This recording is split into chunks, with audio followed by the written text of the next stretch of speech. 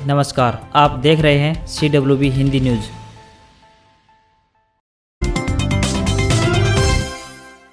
हरियाणा के मुख्यमंत्री मनोहर लाल ने हर वर्ष 29 जुलाई को नई शिक्षा नीति दिवस के रूप में मनाने की घोषणा की है। इस दिन शिक्षा नीति के लक्ष्य व उद्देश्यों की प्रगति की समीक्षा की जाएगी। मुख्यमंत्री ने कहा कि गुणवत्तापूर्वक शिक्षा प्रदान करके छात्रों को ज्ञान, कौशल और मूल्यों के साथ सशक्त बनाने के राज्य सरकार के विजन के अनुरूप हरियाणा वर्ष 2025 तक राष्ट्रीय शिक्षा नीति यानी ANP के सफल कार्यान्वयन को सुनिश्चित करने की दिशा में आगे तेजी से बढ़ रहा है। उन्होंने कहा कि हरियाणा शिक्षा नीति को लागू करके एक उदाहरण प्रस्तुत करेगा।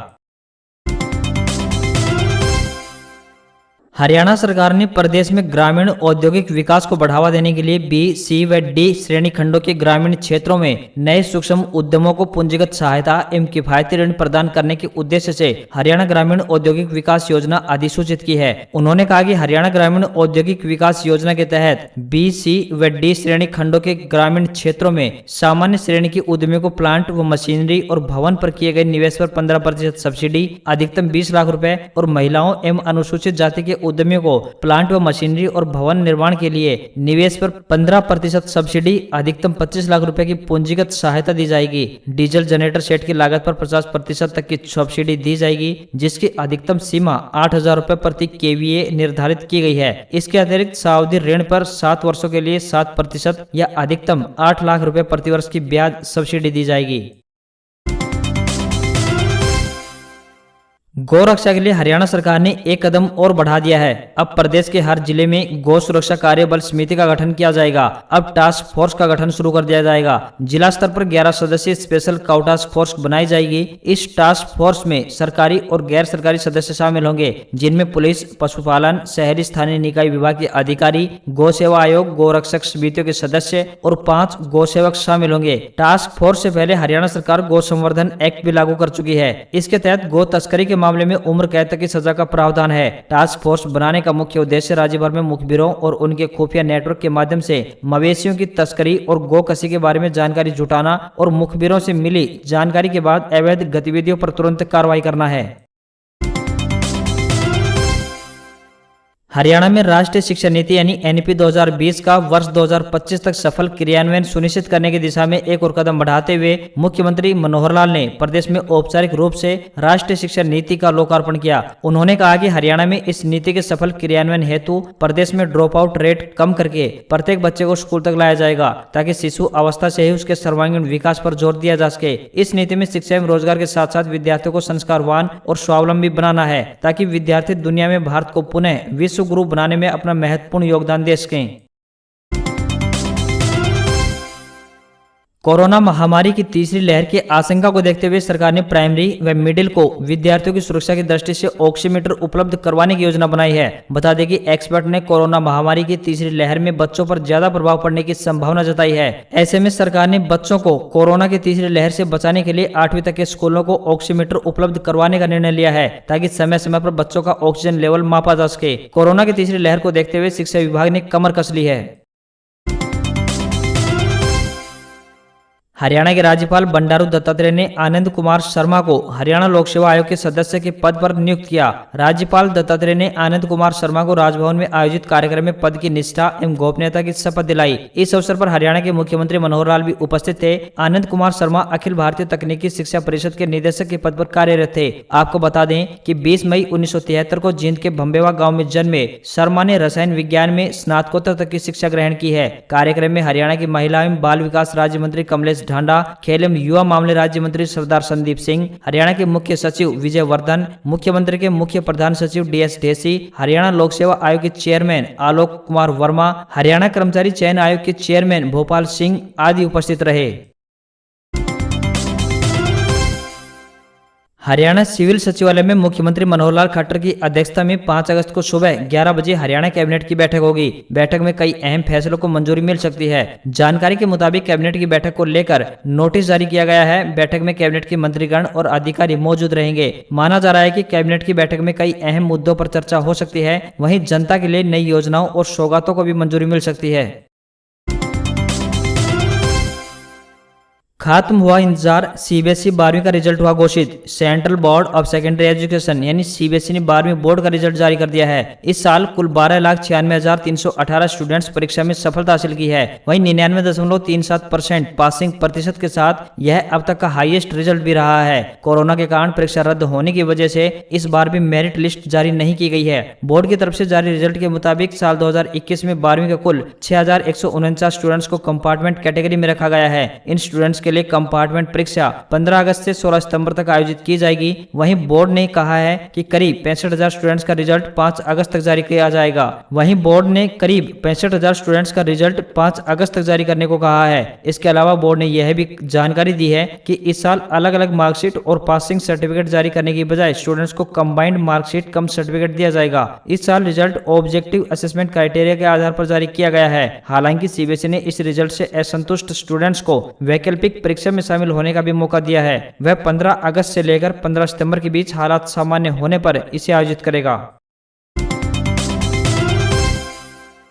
हरियाणा में शिक्षा निदेशालय की तरफ से प्रदेश में आने वाले त्योहारों को लेकर छुट्टियों का कैलेंडर जारी किया गया है। इसमें लोकल छुट्टियों का जिक्र है। इसके अलावा जो छुट्टियां सरकारी तौर पर होती हैं वो शामिल रहेंगी। शिक्षा विभाग की तरफ से जारी लोकल छुट्टियों के कैलेंडर में 4 छुट्टियां दर्शाई गई हैं, जिनकी स्कूलों में छुट्टी रहेगी। 11 अगस्त बुधवार को हरियाली तीज की लोकल छुट्टी रहेगी, तो वहीं 3 नवंबर बुधवार को छोटी दिवाली की छुट्टी रहेगी। 6 नवंबर शनिवार को भैया दूज की छुट्टी रहेगी, तो वहीं 24 नवंबर बुधवार को गुरु तेज बहादुर शहीदी दिवस पर भी अवकाश रहेगा। बंगाल की खाड़ी पर बने गहरे कम दबाव का क्षेत्र तथा मानसून टर्फ सामान्य स्थिति में आने से इस बार जमकर बारिश हो रही है। मौसम विभाग ने पहले 27 से 31 जुलाई तक बारिश होने का अनुमान जताया था। वहीं अब विभाग का कहना है कि प्रदेश भर में 3 अगस्त से मानसून सक्रिय होने से सभी जिलों में बारिश हो सकती है। इस दौरान कुछ एक स्थानों पर तेज बारिश होने के आसार हैं। बता दें कि प्रदेश में मानसून 27 जुलाई से पूरी तरह से सक्रिय हो गया है, जिससे राज्य में ज्यादातर क्षेत्रों में लगातार पिछले 4 दिनों से बारिश हो रही है। अभी तक अंबाला तथा फरीदाबाद को छोड़कर प्रदेश के सभी जिलों में सामान्य से ज्यादा बारिश दर्ज की गई है। हरियाणा में बेरोजगारों के लिए खुशखबरी। हरियाणा एसएससी ने सैकड़ों पदों पर दोबारा विज्ञापन जारी किया। हरियाणा एसएससी विज्ञापन संख्या 01/2020 tehsildar, work supervisor, auto diesel mechanic, carpenter, plumber, telephone operator, surveyor, painter mechanic, AC and refrigerator, lift operator, chargeman, electrician, store keeper, supervisor, inspector, account clerk, store clerk, assistant, lab technician आदि पदों पर निकली bumper भर्तियों के form फिर से शुरू हुए हैं। न्यूनतम योग्यता की बात करें तो 10वीं पास रखी गई है। अंतिम तिथि 16 अगस्त 2021 तय की गई है। वहीं हरियाणा एसएससी ने विज्ञापन संख्या 15/2019 के अंतर्गत भी dental hygienist, lab technician, lab attendant, MPSW, radiographer, health visitor, operation theatre assistant, staff nurse, पशु चिकित्सक assistant, welfare organiser, revenue accountant आदि पदों हेतु ऑनलाइन आवेदन फिर से शुरू किए गए हैं। न्यूनतम योग्यता 10वीं पास रखी गई है, तो वहीं अंतिम तिथि 16 अगस्त 2021 तय की गई है। जिला स्वास्थ्य एवं परिवार कल्याण सोसाइटी जिला भिवानी ने स्टाफ नर्स समेत कई पदों पर भर्ती प्रकाशित की है। योग्य व इच्छुक उम्मीदवार जो इन पदों पर आवेदन करना चाहते हैं उनसे अनुरोध है कि इस सरकारी रोजगार में आवेदन करने से पहले सारी जानकारियां एकत्रित कर लें, उसके बाद ही अपनी योग्यता अनुसार फॉर्म अप्लाई करें। आवेदन करने के लिए अंतिम तिथि 6 अगस्त 2021 तय की गई है। इस रोजगार पर आवेदन करने वाले उम्मीदवार की अधिकतम आयु 42 वर्ष होनी चाहिए। इस रोजगार के लिए आपको आवेदन ऑफलाइन करना होगा।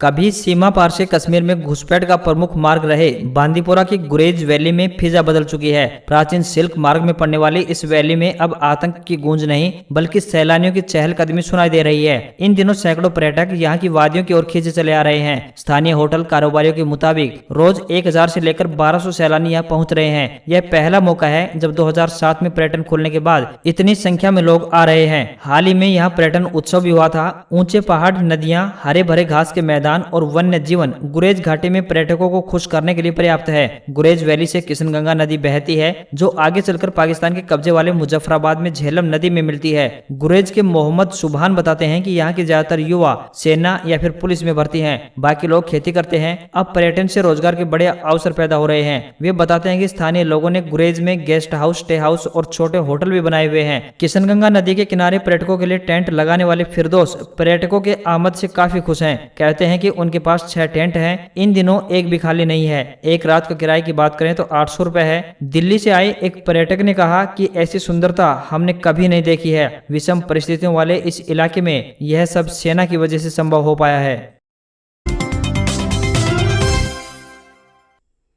और अब बात आज के इतिहास की। मुगल सम्राट औरंगजेब ने 31 जुलाई 1658 को स्वयं को मंगोल का राजा घोषित किया।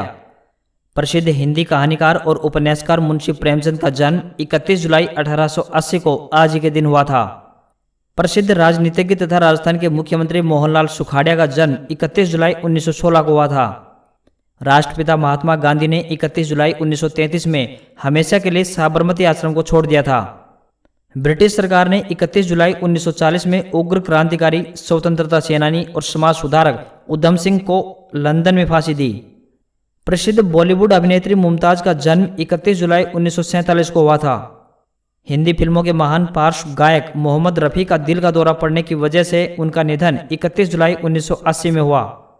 प्रसिद्ध सितार वादक पंडित रविशंकर को 31 जुलाई 1992 में मैग्सेसे पुरस्कार से सम्मानित किया गया। 31 जुलाई 2007 को टाडा अदालत ने संजय दत्त को मुंबई बम धमाकों के संबंध में दोषी करार दिया। और अंत में सन 2010 में आज ही के दिन ब्राजीलिया में हो रहे 34वें अंतर्राष्ट्रीय सम्मेलन में विश्व धरोहर समिति ने जयपुर के 18वीं सदी के जंतर मंतर को यूनेस्को की विश्व धरोहर सूची में शामिल किया।